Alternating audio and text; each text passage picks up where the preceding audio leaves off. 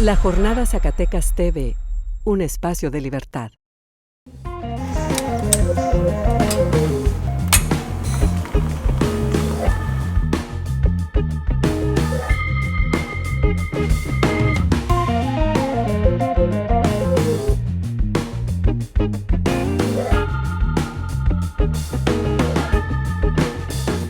Durante la década de los años 70, el mundo, y México no podía ser la excepción, vivieron una crisis muy fuerte que obligó a que Estados Unidos eliminara el patrón oro que había surgido después de la Guerra Mundial en Bretton Woods. A principios de los 70, varios países árabes decidieron disminuir la venta de petróleo a todos los países que habían apoyado a Israel en una guerra que este país tenía con países árabes. De allí surgió la OPEP y el embargo petrolero se hizo más fuerte.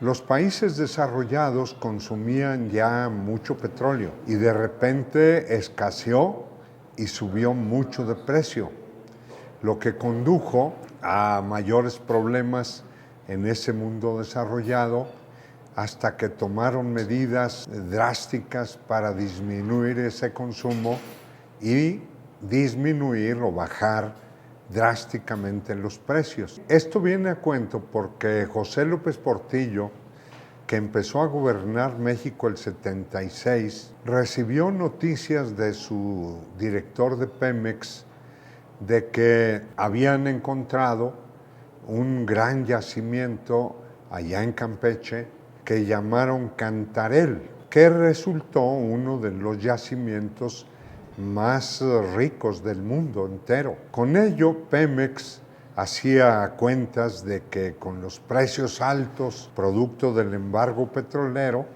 México podría salir de pobre en poco tiempo. A partir de la mitad de ese sexenio, allá por el 79-80, López Portillo autorizó un gran endeudamiento, fuerte endeudamiento, para que Pemex pudiera aumentar la producción de petróleo y por ello la exportación y por ello los ingresos de México a través de Pemex. El hecho es que cuando los países desarrollados disminuyeron su consumo y por ello los precios del petróleo, México se quedó sin un mundo y sin el otro, porque ya no podía, porque no era costeable extraer petróleo, eran muy bajos los precios y estaba endeudado. En 1982, la crisis estalló, México se volvió insolvente para pagar sus créditos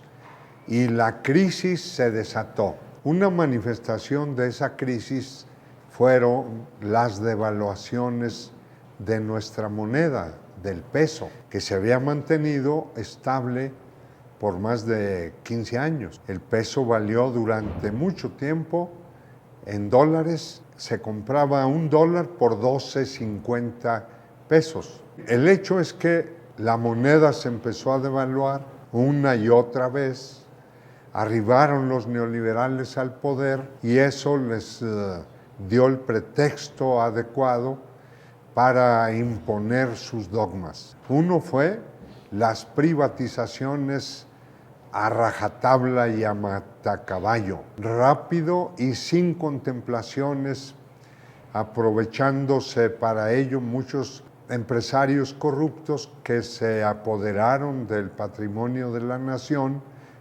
a muy bajo precio. El hecho es que la inflación no paró. Aunque Clinton, el presidente de Estados Unidos, ordenó al Departamento del Tesoro que salvara a México de la crisis, pero a cambio México entregó a cuenta, por adelantado, toda su producción petrolera, que estaba a cargo del Tesoro norteamericano. Pero la inflación seguía su marcha. Primero de 15%, de 20%, al rato era 100% anual, hasta que llegó el momento, a principios del gobierno de Salinas de Gortari, en que el peso se devaluó tanto que había que pagar casi 2,000 pesos por cada dólar. De 12.50 antes,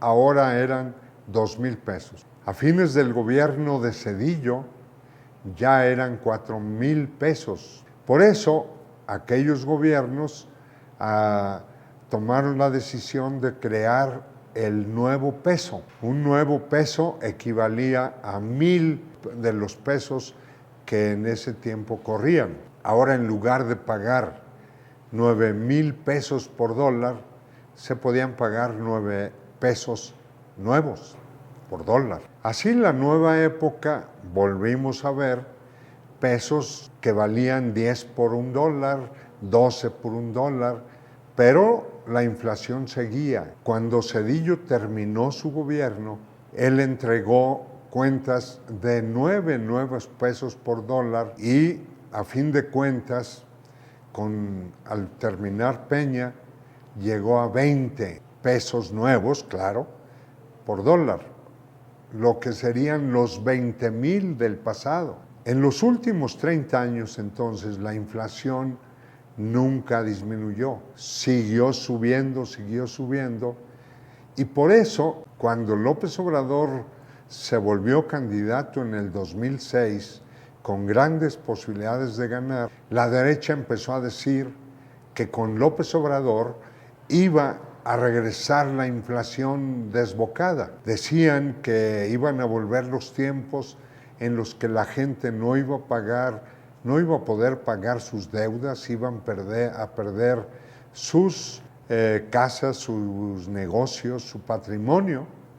En ese tiempo se creó el Barzón, recordemos allá en 96, 97, cómo ante la crisis los deudores que no pudieron pagar se agruparon y obligaron al gobierno a que, junto con el Fobaproa que salvó a los banqueros, también se salvaran de la crisis algunos que se pusieron a luchar. Esta realidad está en la memoria de la mayor parte de los mexicanos que vivíamos en esa época. Los jóvenes probablemente no lo han estudiado ni sufrido, pero por ello la oposición al presidente López Obrador siempre lo estuvieron acusando con la mentira que él iba a provocar la devaluación. Y hoy, oh sorpresa, en lugar de los 30, 35 y hasta 40 pesos que decían que iba a costar cada dólar, resulta que en lugar de esos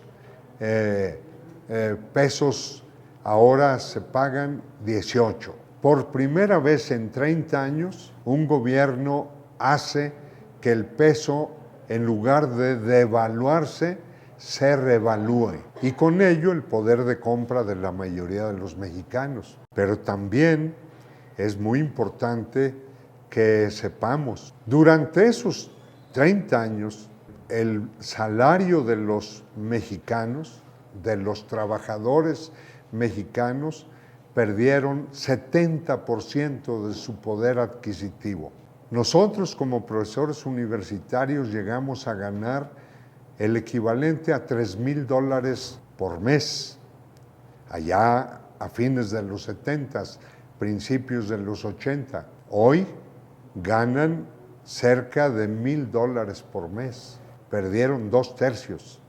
Bien, con López Obrador los salarios ya empezaron a crecer. Este año el salario mínimo creció 20% y en el sexenio ya llegó casi al doble. O sea, el peso creció, el salario creció casi un 100% si sumamos los aumentos salariales anuales. Así que hoy tenemos una circunstancia mucho más bonancible, digamos, que en el pasado. Hoy ya empiezan a llegar nuevas inversiones como la de Tesla, empieza a regresar el turismo y según el Seguro Social ya hay más asegurados hoy que a fines de la pandemia. Y el salario promedio de los asegurados es de 15,000 pesos mensuales. Si a eso le sumamos los apoyos por los programas de bienestar, entenderemos por qué la gente hoy puede consumir más que en el pasado. Así debemos seguir. No hay que creer las mentiras que la oposición dice sobre el gobierno de Andrés Manuel. Hay que ver nuestra realidad.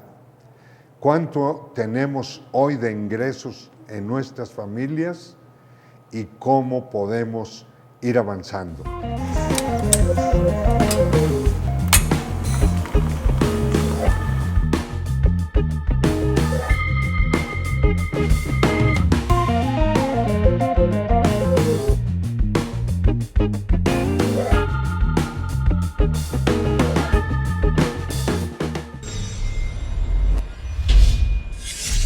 La Jornada Zacatecas TV, un espacio de libertad.